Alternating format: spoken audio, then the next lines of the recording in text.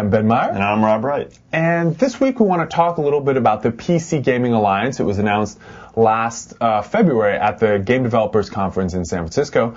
And, you know, it's made up of everybody from publishers like Activision to hardware manufacturers, NVIDIA, ATI, everybody, Microsoft.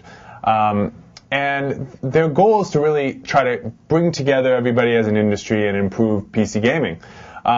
And we've learned a little bit more about what their actual plan of action is. And interestingly enough, too, we found out, according to the PC Gaming Alliance, PC gaming is actually doing quite well. So what exactly are they referring to? Maybe it doesn't need improvement. Well, in a recent interview with News.com, the president of the PCGA, Randy Stude, said basically the 2007 NPD group numbers that we've talked about at length that indicated that PC games, at least retail in the U.S., the sales declined year over year significantly. He said those numbers were misleading, and he said that the reason was because it's not taking into account MMO subscriptions. Right. And he's right. The NPD group went back, they did some research, they looked at over a 6-month period, I believe, at the MMO subscriptions, the amount of money that they generate, and determined that people spend $1 billion a year on MMO subscriptions here in the U.S. I mean, that's a significant number. So you add that on top of the $920 million of retail sales for new game software, and that's pretty significant. So you're talking about a multi-billion-dollar industry, and that's good news. On the other hand, I think you have to look at this and say, man, people are spending more money on MMO subscriptions than they are on new games. I mean, at least retail-wise, that's still significant. It still indicates a bit of a concern, I would say. And I mean, obviously, they'll have an industry coming together to improve the platform. So they obviously think there's some concern there. But what's interesting about their fighting this perception war, which is one of their goals, because they believe that these kind of negative media accounts of PC gaming actually influences publishing decisions about games. I mean, I would hope not. I don't think that it's. I can understand his concern over the research numbers, and I do think it's a very important thing that the PCGA is going out there and conducting their own research and trying to get a handle on, looking at the whole market and the total figures. But I don't think that PC game publishers or developers, I don't think they're sitting out there saying, well, we don't want to play in the PC market because there's just not a lot of money. I think really what's going on is these developers and publishers are looking at what's going on in the console market and saying, man, they're making a lot of money right now on next gen, on the Wii. Let's go in that direction. Let's do multi-platform, or let's just do console only. I mean, there's a lot of money being made out there. So I think that's a bigger factor than what's going on like with the PC gaming numbers. Well, and it comes back to the kind of their core challenge, which is that it's just more complex on the PC. Yeah, sure. And so one of the main things that they're working on is one of their subcommittees called the Minimum Bar Subcommittee, and they're trying to create a standardized minimum hardware platform, a bag of parts will safely play a game that has a particular rating, and they're trying to create software and OS guidelines to go along with that will all kind of fit together.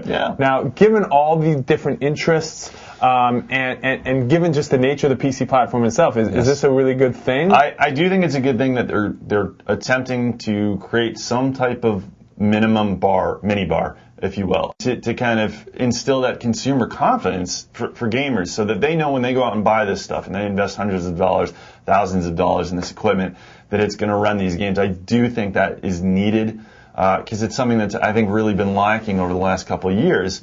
On the other hand, I get the feeling that maybe there could be a conflict of interest here with all of the parties involved, ATI, AMD, NVIDIA, Intel, Microsoft. Can they all come together and kind of focus on a common goal? Because what's good for NVIDIA may not be good for ATI in terms of setting those minimum requirements. You never know, or software guidelines or whatever. So I also worry that their goals for these different the goals for the different companies are different. The publishers obviously have kind of we just want to sell more games, but on the PC manufacturing side, they're trying to sell hardware. In the console game, they're practically losing money on the consoles. They don't really care about that. It's just about selling software. That's a good point. So you have all these, different interests trying to come together to set minimum standards which actually might have the potential to dumb down the final product, which is one of the I think advantages of PC gaming. Yeah, I think that's a great point. I think there is a concern. I mean, I do worry that if they do too much standardization, it's going to take kind of the cutting edge out of the PC gaming industry. I mean, that's why people love PC gaming industry, because you can have games like Crysis, and they're not dumbed down for the console. So yeah, but the other side of the coin is that what sold the most? World of Warcraft subscriptions, and you don't need a high-end PC to run that. Yeah. And speaking of World of Warcraft, Blizzard. Yeah, it's weird that there aren't more publishers on board. It seems like they're working. The publishers seem to have the clearest, the most to gain from an alliance like this. Incentive to really be part of this, yeah. But, no Blizzard. I mean, Activision Blizzard is one company now, and Activision is supporting. So hopefully Blizzard will be part of that, but they haven't really been publicly associated with it. And also EA. People give EA crap about their PC push, but they do have Crysis, Spore, a lot of big PC titles. Yeah, but you wonder where those companies are, and companies like Valve and other leading PC game developers.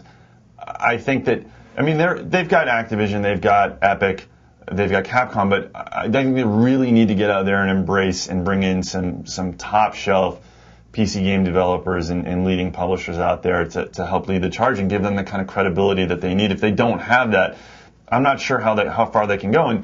And even if they do, once you bring them in, you got to keep them there. Because as we've seen with the ESA, they've had some very high-profile defections this year leading up to E3, and I think it has hurt them. You don't want what's going on with the ESA to happen to the PC Gaming Alliance. So it seems like the PC Gaming Alliance is focusing on three areas.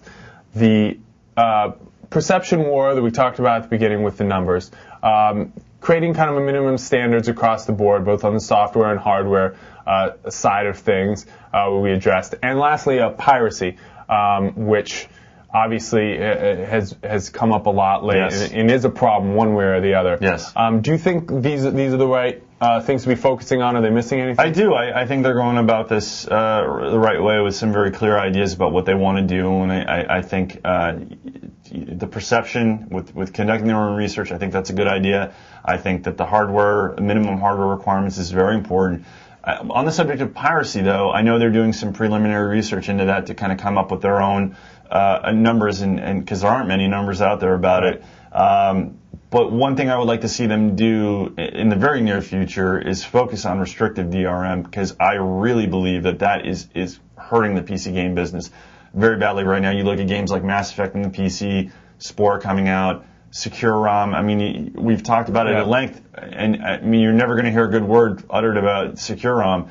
And it would just be great if the PCGA can come in and get some clout and get some some membership build up, and then be able to go out there and say, this type of DRM, this type of copy protection has to go, because it's only turning off the law-abiding, the legit users like us. Yeah.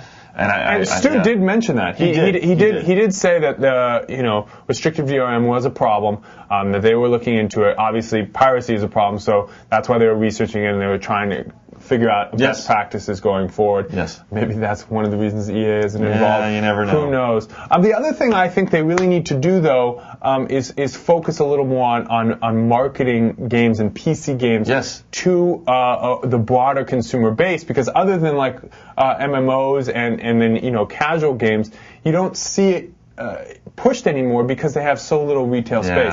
Like, why can't you get demos and old games when you buy a PC? That you got all these hardware manufacturers in this alliance. I totally agree. Why can't we get an old game on a PC? And that's the beauty of it. You can take old games like, put Knights of the Old Republic on a new PC. Put Far Cry, put Half-Life on there. Games that maybe some of these people have missed.